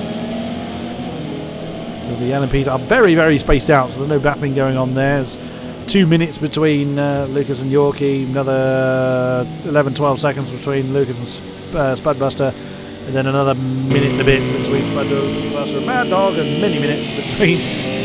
I mean, not Swen's fault at all. He's clearly had technical difficulties. Has lost him a good 5 minutes. That's the nature of racing, though. Certainly the nature of endurance racing. Ulti now closing in on the Porsche of F1 Racer. This is for fourth. F1 Racer not far off the yellow Corvette of Smolder for third. Ooh, the Porsche getting very, very loose. An opportunity for Ulti. He's going to have a look at the inside. Oh, I did wonder whether he was going to cut back from the inside of 19, which he opted not to do. As Gosku has got another time penalty. I think he's rather given up counting. Now on 32. Whoops. Accidentally changed the camera there. And there goes another one of the LMPs. He's going to have a look at the inside into turn 1. And he opts not to commit to that. Interesting. I thought he would have had the pace to have done that personally, but opted not to go for it. Now through the twisties once more. Unless someone makes a mistake, you are not passing someone through this section. I like so! No sooner do I say that, I commented to Kurt's F1 Racer before I even looked at him.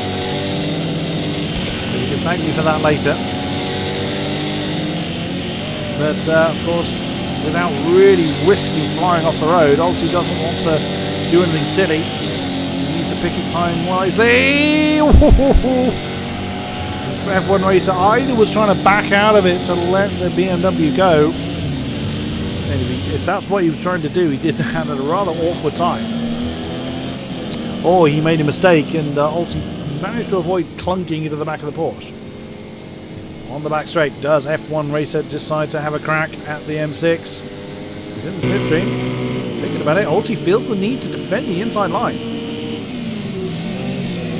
But no move then from the Porsche. Oh, no sooner do I say that though. F1 Racer had the momentum. Is he going to go on the inside? No, he opts not to.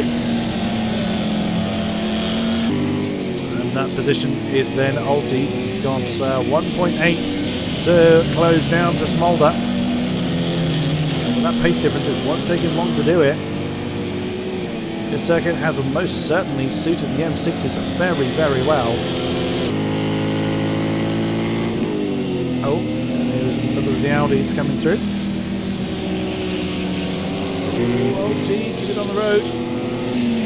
And with the LMPs coming through, it can rather distract you. You have to bear in mind that there is another car there and they are considerably quicker than you.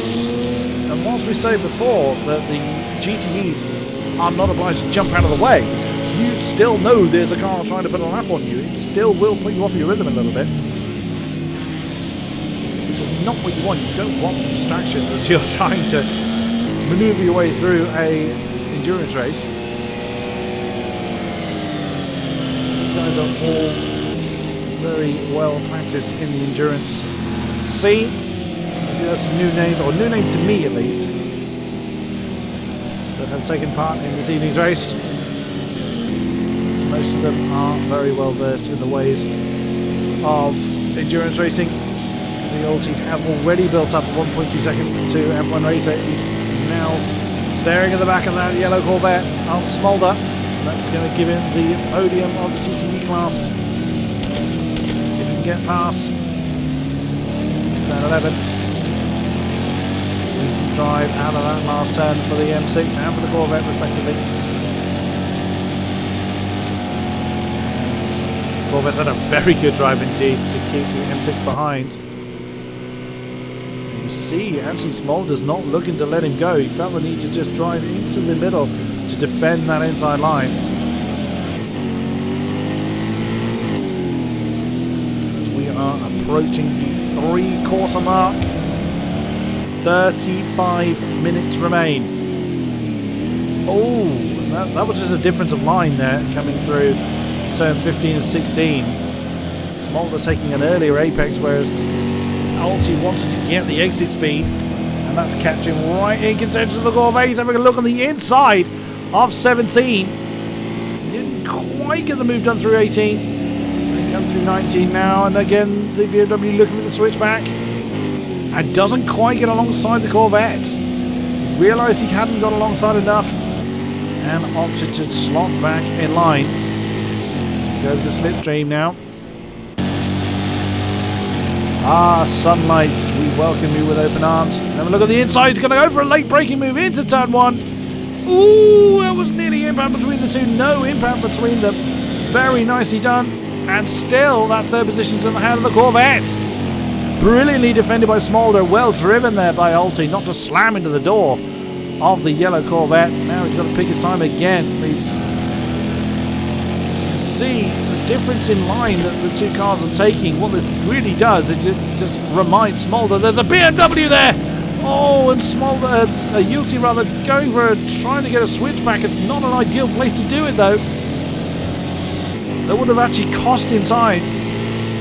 Ulti was 2 full seconds quicker than Smolder last lap around. That's to bring an F1 Racer with the Porsche into the mixture.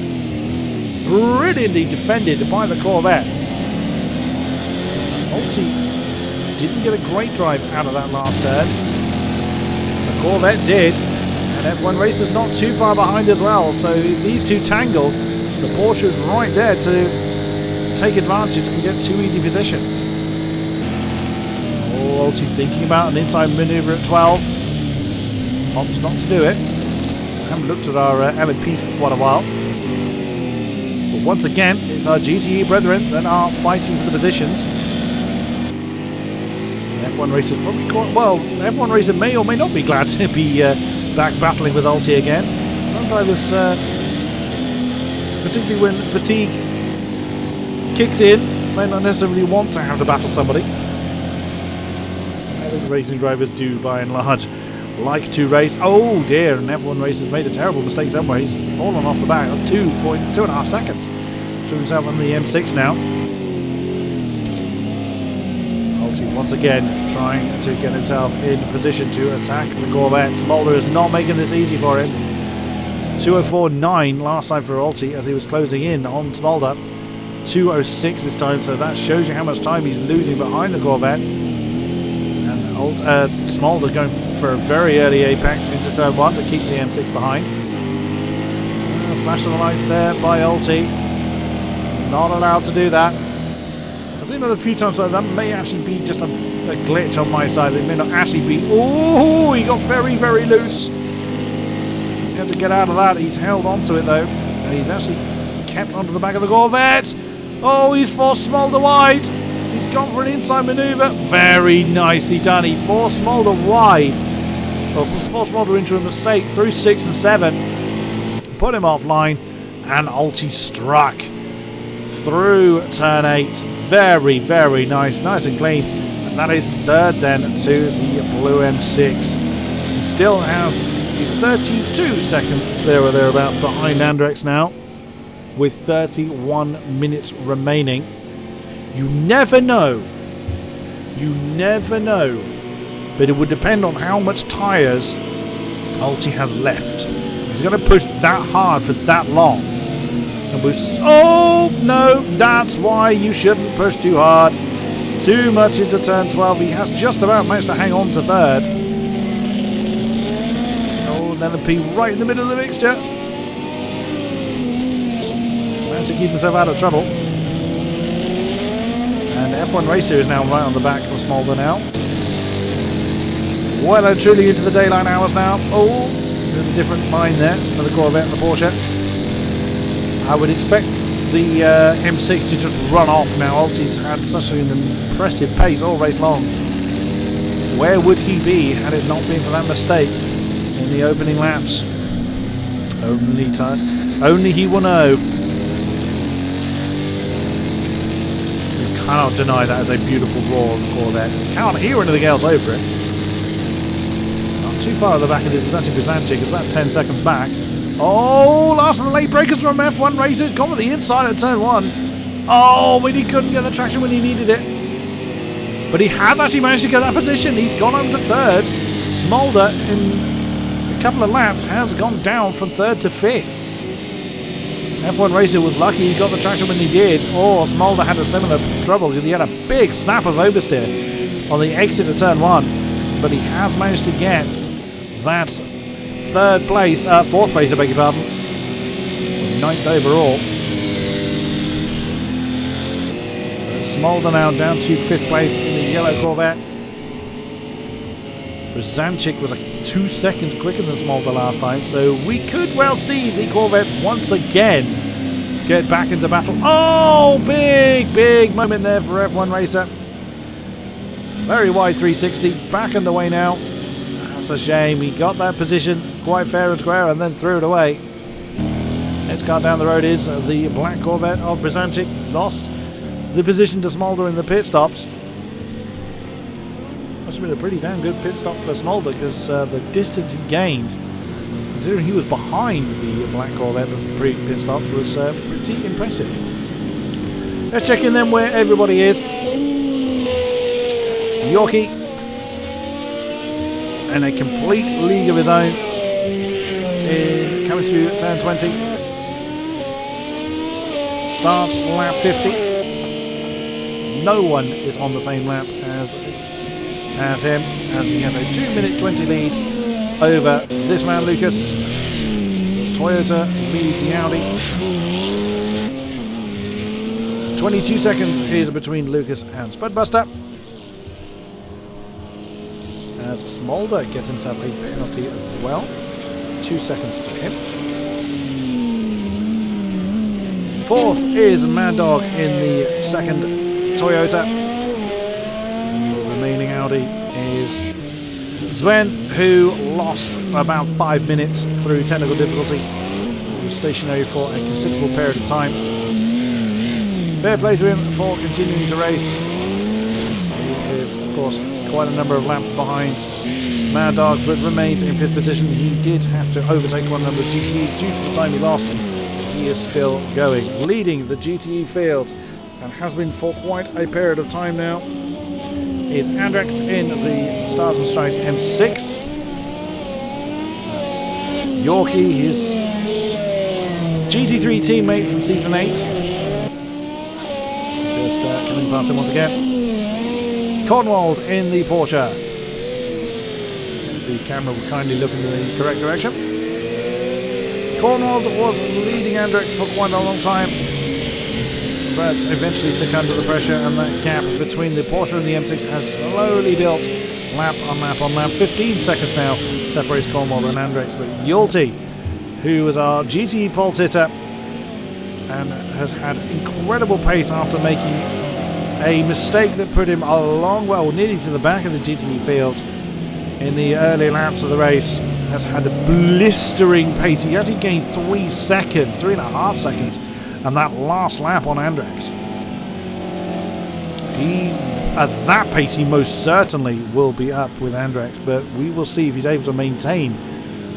It's the only GTE that I have noticed that has been in the 203s.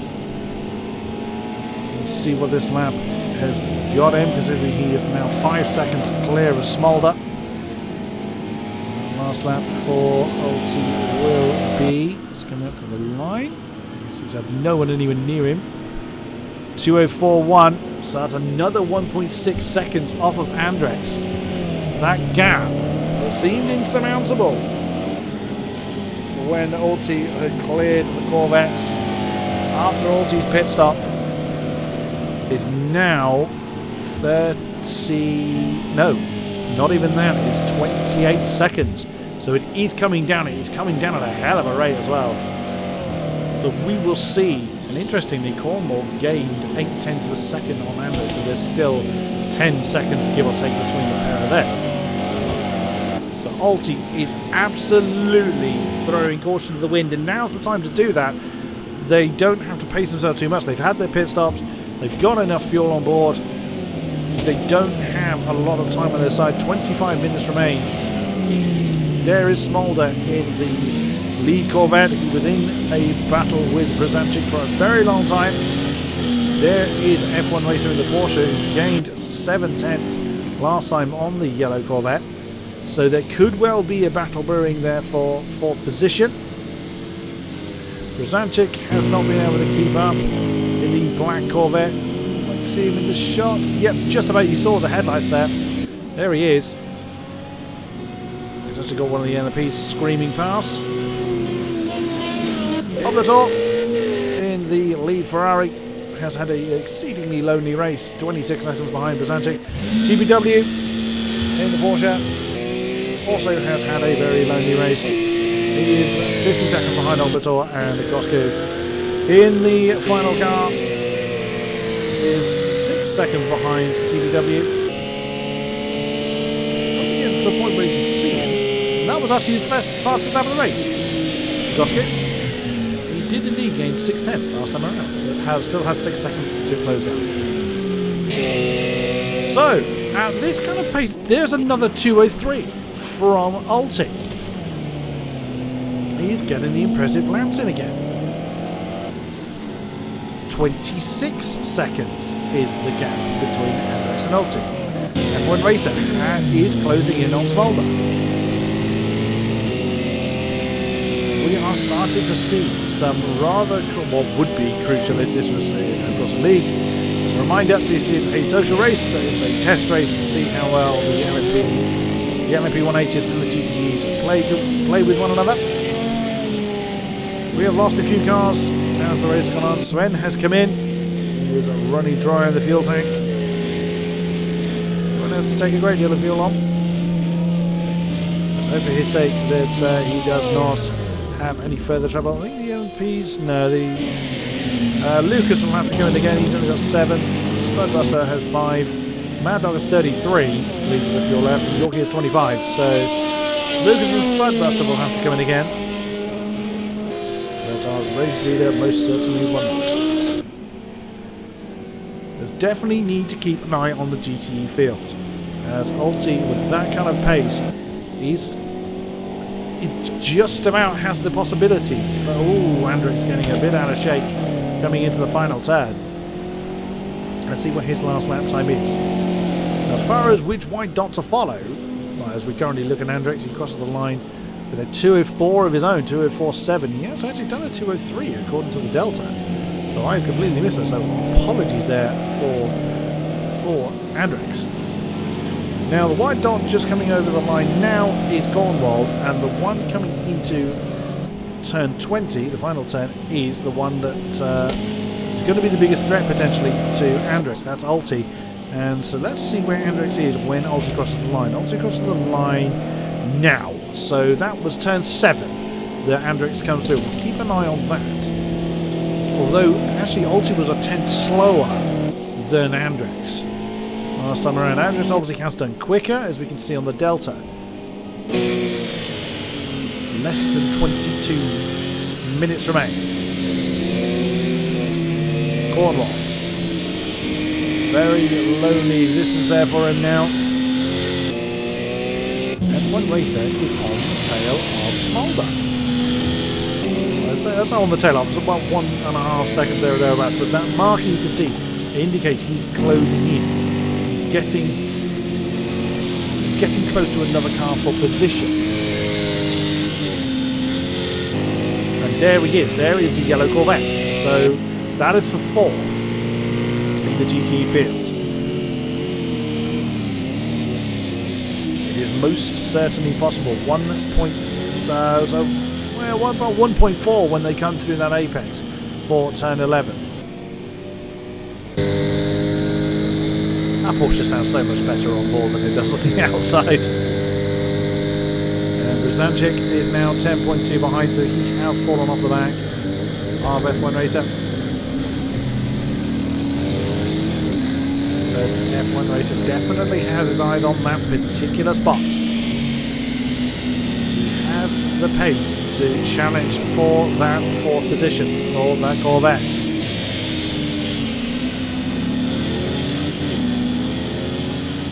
As we said, eyes are where Andrix and Ulti are. Oh, Andrix!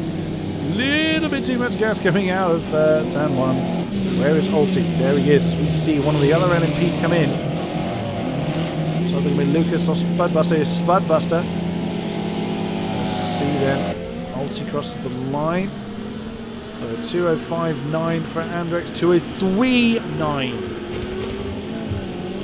2 seconds out of that gap there, which reduces it to about 22 seconds, give or take, between the two M6s. With 19 minutes remaining, it's going to take some blistering laps from Ulti, but more so it's going to take a mistake from Andrix to close that gap in. Less than 20 minutes remain. This is where fatigue is going to be at its highest. These guys have been going for well over 2 hours now.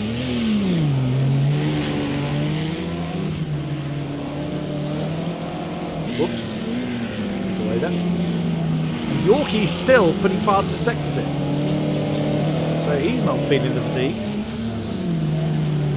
Why not? You know, he's a lap and a half clear of anybody else. You know, why not get the pedal down again? He doesn't have to be careful.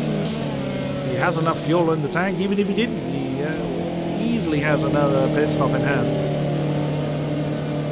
He could have all 4 tyres changed if he so felt like it. See one of the Toyotas coming up behind. Is that your? No, that must be the other one. The Mad Dog was the other one. Yep. Oh, wrong one. Where's Andrix? There he is.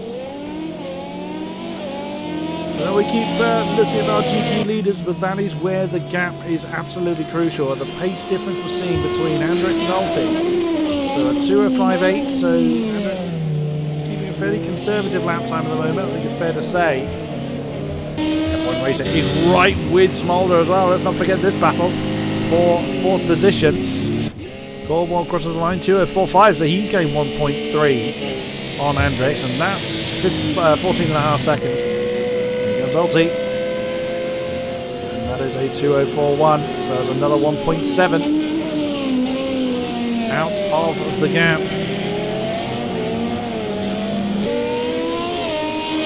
That is still around about 22 seconds. Maybe just under, but of course he needs to be gaining quicker than that in order to challenge for Andrex. That's why it's more reliant on a mistake from Andrex than it is a pure pace. I mean, that's great pace from Ulti, but you can only push that so far. As Ulti's actually given himself a penalty for track limits. It's now 4 seconds worth, so that again brings him further away from the target he has. But F1 Racer doesn't care about that. Both he and Smolder actually have penalties. Oh no, F1 Racer doesn't, I beg your pardon. Smolder has a 2-second penalty, so technically he's already lost this position. 2:03.9 from F1 Racer. Last time around, wow, nice job in the Porsche. Lucas brings his car in for his last stop of Splash and Dash then with under 17 minutes to go. Is the Porsche going to try and move? It did look like he has his lights off. I don't believe that was correct. I don't think there was a flash of lights there. Oh, is it going to be an outside move? Corvette had a fairly steady drive out of turn 12. F1 Racer couldn't quite get as much drive as he needed to challenge for that 4th place.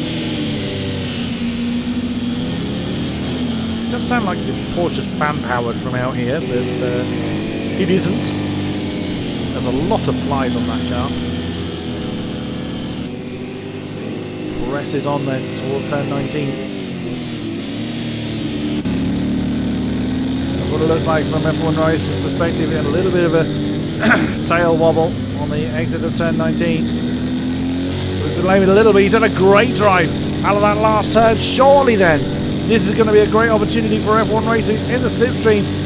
Smolder is doing what he can to fend off the Porsche. Looks to the inside.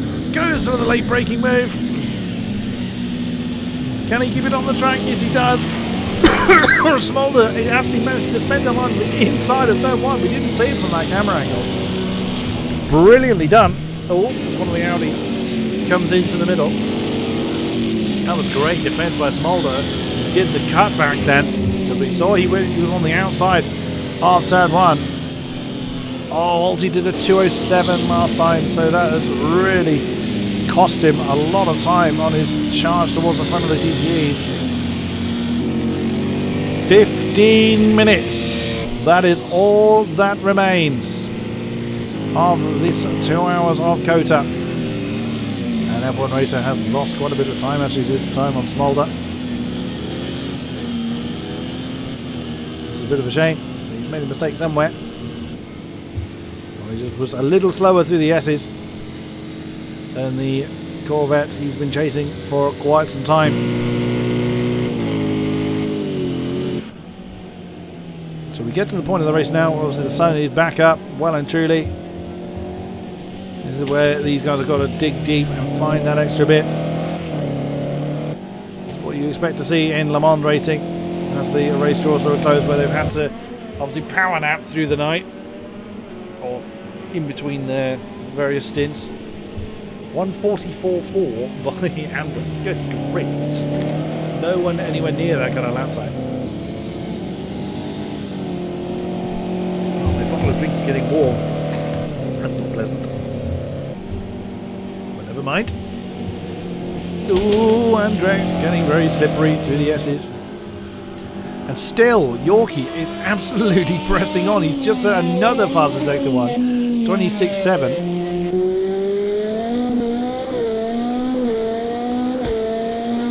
Just seeing what he can do, really. Got the power of the battery. No one to challenge him, so why not have a bit of fun whilst you're out there. Already on board then with the man himself. As he comes through 13. A bit of a tail wiggle, but nothing too bad. In the Toyota. 14. Of course, from this view, you really can't see the apex. That's why I tend to run in this one. Although some cars I tend to run the C-cam, and I think this one I would do because the mine's a little too low for my liking. 19. And now for the final turn. Let's see what he does. Luke is getting 46 on the board, and that's impressive. And another fastest lap, 1:44.465. It does seem rather on the edge of what the car was capable of, so I'm not sure that lap time is going to come down by a great deal.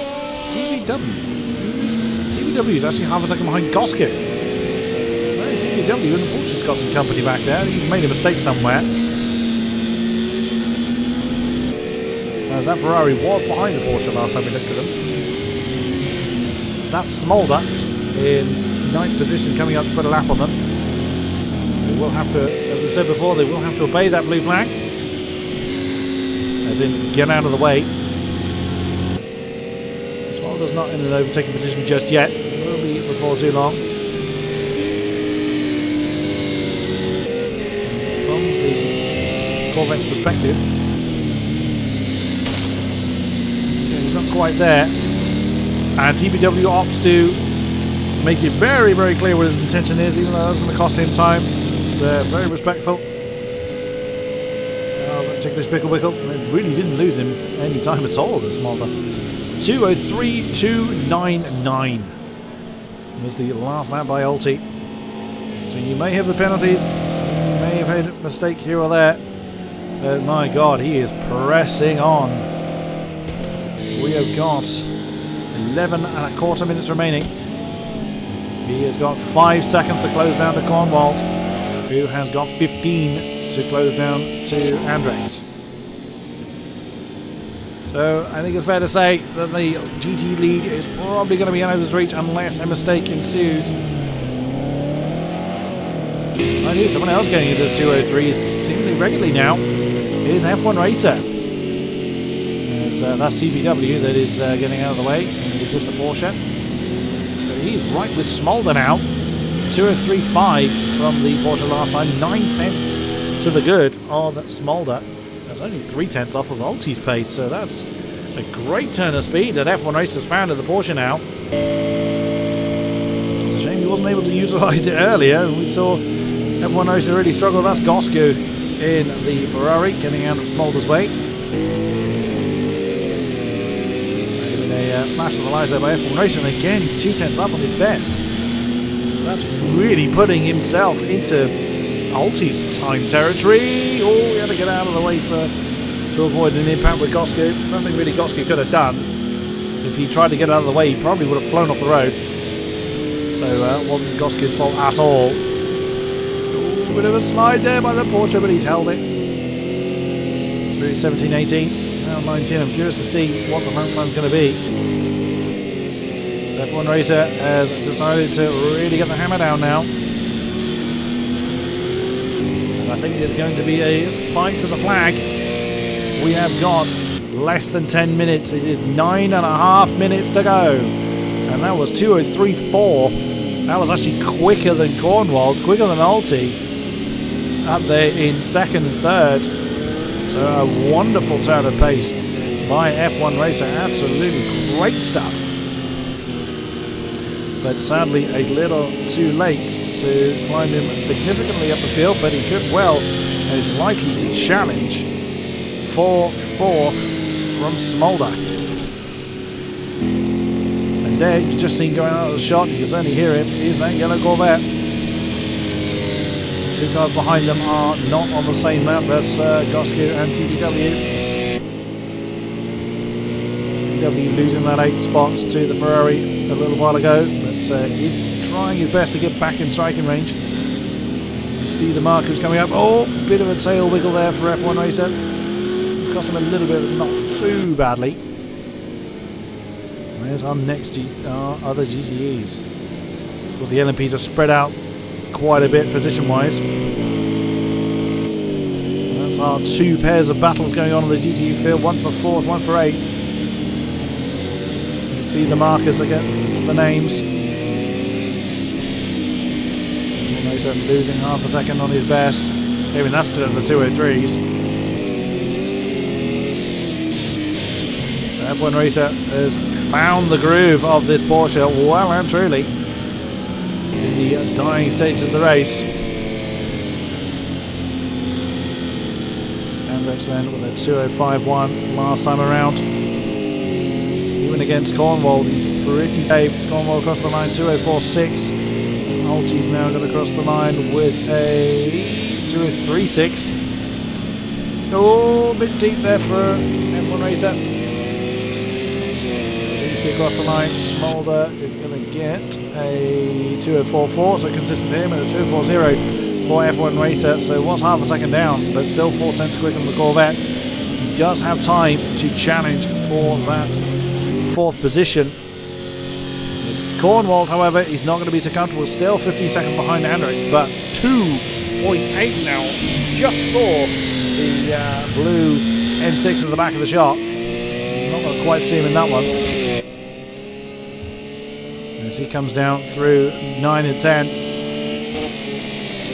Big jump to Alti. There is that Porsche he's been chasing for a while.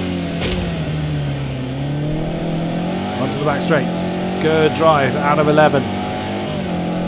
This is when it really spurs you on. You really need it when fatigue is telling you enough is enough. The other thing, not all of these drivers are on UK time zone. It's at the time of announcing this, 10 past 10 in the evening. These guys have been going for a couple of hours already, including the qualifying session before the race happened. And for some, it's plus an hour at least. Anybody is behind us may do. Not sure where everybody is from. So some of these guys are probably getting very, very tired, but Alti has got that carrot ahead of him in the form of Cornwall. 6 minutes to go. Hendricks just crosses the line again, 2:04.8, so still decent pace in the lead M6. He's got, is that race leader coming up behind him? It is indeed. Yorkie crosses the line to start lap 63 rather. F1 Racer is now within a second of Smolder. 2:06.4 for Cornwall, 2:04.0 for Alti, 2:04.1 for Smolder, 2:03.7 for F1 Racer. Whatever Smolder can do, F1 Racer can beat it. But he is running out of time and running out of laps. It is not going to be much longer before the flag falls, and these guys know it. So it does give the temptation to push a little bit too hard. They still need to stick to their lines, stick to their braking points. Ooh, F1 Racer getting a little bit fidgety in the tail. Manages to hold it, but it's been costly.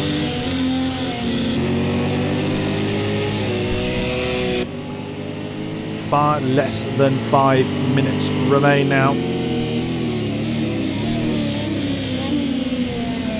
These guys come through 11 once again. And the second Toyota, I think that's Mad Dog, yes it is, comes streaming past these two without any bother at all.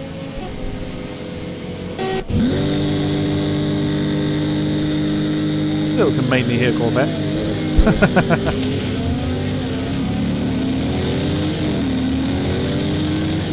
Right then, counting down the minutes then, there are very few of them left. 4 minutes to go. Where is Yorkie? He's just about to start lap 64. A 1:47 lap time. He will be 3 laps to the good for our race leader. 2 at best for our GTEs. The end is in sight. Anyone in a battle? Well, really is only F1 Racer and Smolder at the moment that is in that battle. 2:03.7. Look at that, 2:03.784 for Alti. It was actually 2:03.786 for F1 Racer the previous lap. This is on 2:03.879 and 2:03.917 from Smolder. So he's got some pace still left to go. And still F1 Racer is able to put in something a little bit quicker.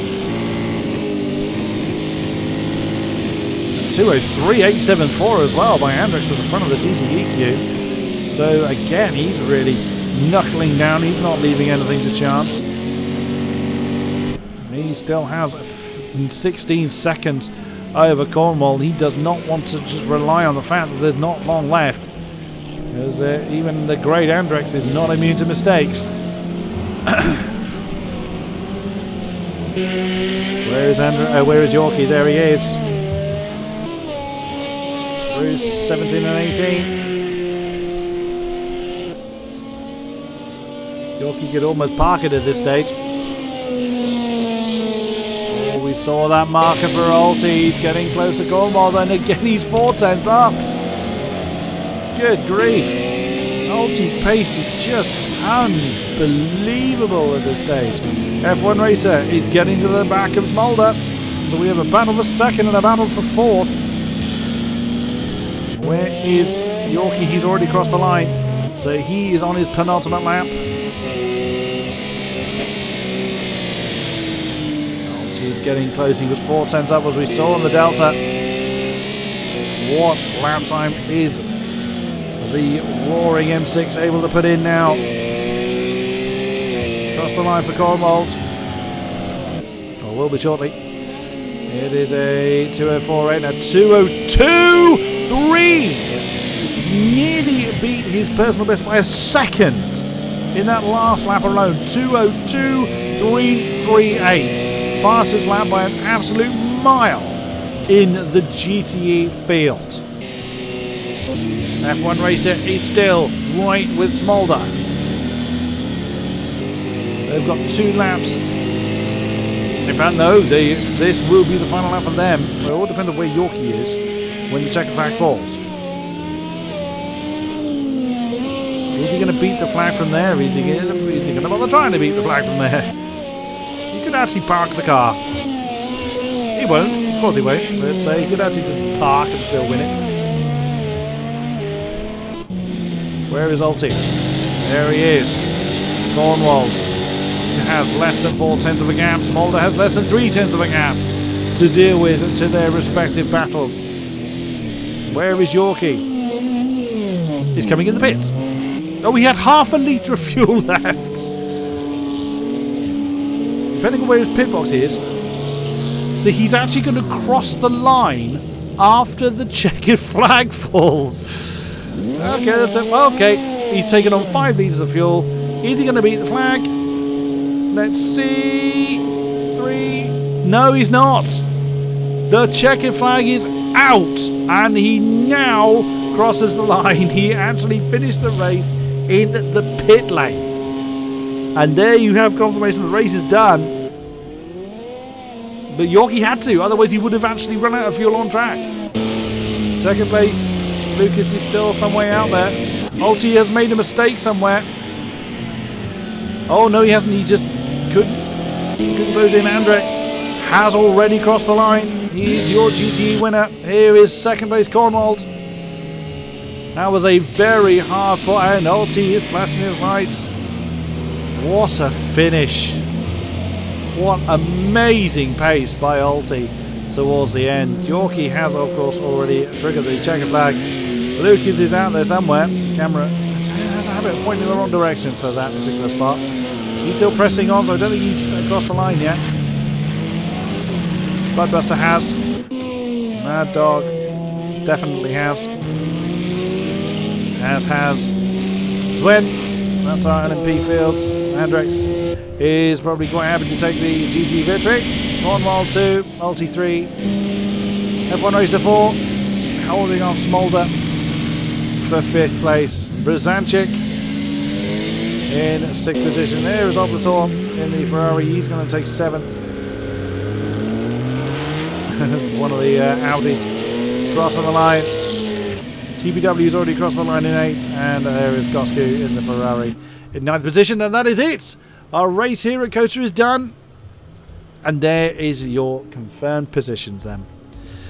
Yorkie by an incredible amount, and Luke is actually pitting 3 times and still coming home in second. That's quite impressive. 465 rather for Yorkie. What an amazing lap time there. And there it is at 2:02.338, even with that 4-second penalty. still leaves Ulti in third place. Andrex taking the GTE win. What an amazing performance then by all of our drivers. And that concludes this evening's race. Thank you very much for being with us. It's been a great pleasure to commentate this race, and we will see you back here for more AOR action. Thank you very much, and good night.